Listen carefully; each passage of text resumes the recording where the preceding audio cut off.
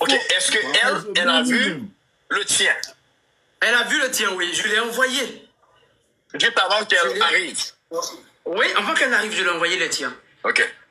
Donc, Oui. ok, elle a vu ton test. Toi, elle a vu son test, mais t'as accepté de coucher avec elle sans préservatif. C'est un risque. Confiance. Quel risque? Oui, mais confiance. Je dis confiance. Voilà. J'ai dit confiance. Ok. Et maintenant, elle dit que tu es malade. Non, elle dit maintenant que tu es malade.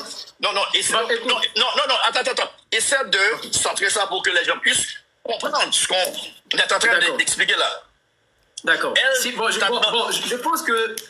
pense que si moi, après m'être exécuté à ses propos, en ayant été faire mes tests de dépistage et aussi en lui ayant présenté en due forme elle a pris connaissance, ou réciproquement, elle ne m'a pas présenté ces tests aussi, mais quand même, je me suis fait violence de passer à l'acte sans condom.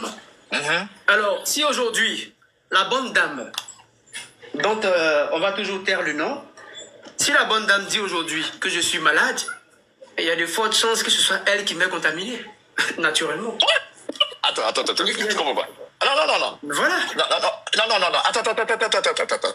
Non, tu viens de dire quelque chose vraiment de très important là.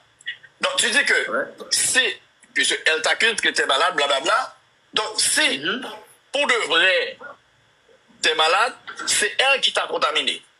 C'est elle qui m'a contaminé dans ce cas. Puisqu'elle dit que je suis malade. Alors que je viens à peine de faire mon test. Alors que je viens à peine de faire mon test, il n'y a même pas 2 jours. Il n'y a même pas 2 jours. Depuis que le scandale a commencé, j'ai fait mon test chaque semaine, je fais mon test. Chaque semaine, je fais mes tests. Pour les garder pour moi-même. Et si aujourd'hui, elle montre à l'opinion publique que je suis malade, c'est que c'est elle qui m'a contaminé dans ce cas. Il y a question. Regardez comme ça. Ok, est-ce que t'as pas